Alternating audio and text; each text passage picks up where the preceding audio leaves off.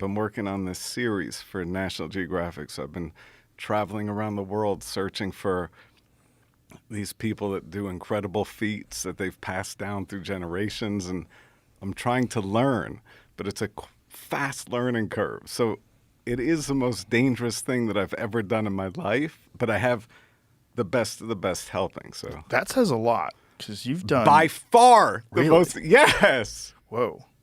Well, you showed me some things off camera that we can't talk about, but Well, you can talk about them. I just can't show them. okay. Well, So the scariest thing was like 3 days ago. I The kissed cobra? a king cobra yeah, I saw in the that. wild. Yeah. What is there a trick to that? Is there is it a movement thing? Do you move slowly so you don't? I studied for weeks and just tried to understand their behavior and worked with different cobras and I had a team around me that taught me how to move quickly and get out of the way. What happens if you get bit? Well, they have enough venom to kill a full-grown elephant in 30 minutes. So Is we there had an anti-venom. anti-venom? We had that there, but still, in my case, I don't trust that. and even if you get anti-venom, it's still a rough ride even Yeah. if you live, right? Yeah. Is it But similar it was to amazing. It was incredible. Is it Like, similar to rattlesnake venom? Because rattlesnake venom essentially It's like a neuro. Yeah, I mean, it's- digests your body. Well, this one shuts everything down. So your heart, your lungs, everything just start to. So were they like ready on standby with a needle? Well, they don't. They put it in a serum. You have to go to a hospital. Oh, we you gotta hadn't. go to a hospital. Yeah, So you have to travel. but we had an ambulance right there, and How far is the hospital? it was 20 minutes away. Oh God. So 20 minutes of Thailand. king. Oh God. So 20 minutes of king cobra venom. It that was can the kill an scariest and most intense thing I've ever done. Yeah. How many of these guys die doing this? Well, the snake, the two snakes we had, one of them killed its previous owner. Oh boy. Yeah. And they So don't it's kill the scary. snake after it kills the previous Googling owner? No. it, this guy died, so it Yeah, does happen. exactly. Right. That's right. Oh Yeah. boy. Yeah, but it is kind of incredible because there's another guy named Chris Sweet who, well, that's his Instagram name, but he lives in Thailand with 90 venomous snakes, and he just lets them move through his legs. He was bitten twice on my birthday, and his heart stopped 2 times, but he lets them just While move. you were there? No, Oh, okay. no. On April 4th, I mean. Oh, okay. Yeah, but he's so calm with them, and he studies their behavior, and he watches how they move, and then he gently takes them out. And there was one, we were outside, and the scariest thing wasn't trying to This the kiss dude? it. Yeah, Oh, my exactly. God. Yeah, and I think that's a snake called a spire. Yeah, so that's one that was slithering through my legs, and you have to keep your heart rate down. Because if they have pheromones, they detect if you're nervous or uncomfortable. So anytime I would get like super tense, I'd walk away carefully. But, Oh boy. yeah, that's him. And that's a snake called a spire. It has a You're name. so good at finding everything. Wow. Oh my God, it's trying to bite you through the glass. Why is it trying to bite you through the glass but won't try to bite you when you're right there? Well, there it's feeding. Oh. When it smells snake or food, it becomes aggressive. So you have to make sure you don't smell like any other snakes or anything. Or food. What kind of food? They eat snakes, the king cobras. They eat other snakes. Yeah. Not king cobras, but other snakes. But other snakes. Yeah. Dude. Okay. Do you ever second guess when you're about to do something like That this? one I second guessed. I left and then came back a few months later and did it again. I wouldn't go. Oh, I was boy. too afraid to go near it. What made you go back?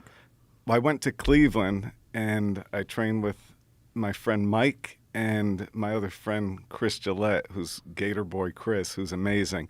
And we slowly started to understand just a little bit of the behavior of king cobras. And then I went back to Indonesia and trained with Fitz, who's unbelievable with how he handles the cobras. And slowly I felt okay.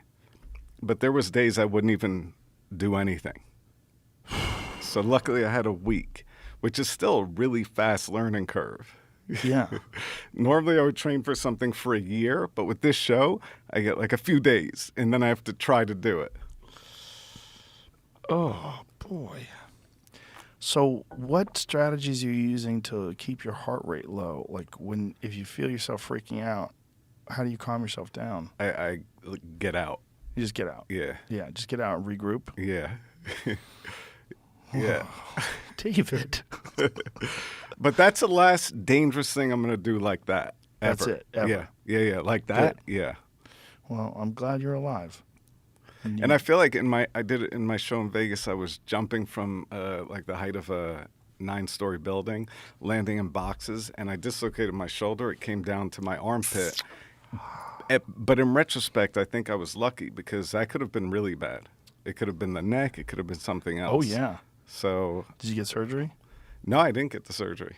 What'd they do? Just pop it There back was an into place? orthopedic surgeons convention in Vegas at that time, so I had 5 orthopedic surgeons in the audience, and one was a shoulder specialist, and they all came on stage and he popped it right back in. So then I walked out to do the show, Joe, but my arm was all numb. It stayed numb for like 2 months, but I was going like this to see if I could get feeling back, and it fell back out. So I had to go back on stage. They popped it back in, and then I did the whole show with one arm.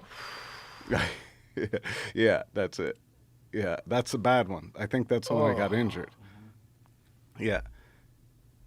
And my friend Doug, who's with the hat right there, when I jumped, he knew that something was going to go wrong. He bent over and took a heavy breath because he knew that was the one. There's a gentleman named Yuri Prohaska. He was the UFC light heavyweight champion, and his shoulder dislocated during training. And his trainers tried to pop it back into place, and they were yanking on it, and they just destroyed his shoulder. They tore everything apart, just kind of pulling on it, and it ripped apart. The UFC doctor said it was the worst shoulder injury he'd ever seen. That's crazy. And he's fighting again next weekend. Got it repaired. He got surgery? Yep, got surgery, vacated his title, and now he's back fighting for the title next weekend. Yeah, mine is still messed up. Really? Yeah. Like in what way? Well, I can't really work out or do anything the same How long way. ago? Maybe March. Did you get an MRI? Oh, many MRIs. What's the damage? No, it was really bad. I ripped What's in through the there? ligaments. It was bad. It came down to here. Right. Why didn't they do surgery? I'm like afraid of surgery, I have to say. Like horrified of it. Why are you afraid of surgery? I don't know. You're not afraid of king cobras? Yeah, it's crazy, but I'm horrified of surgery. Why? I don't know.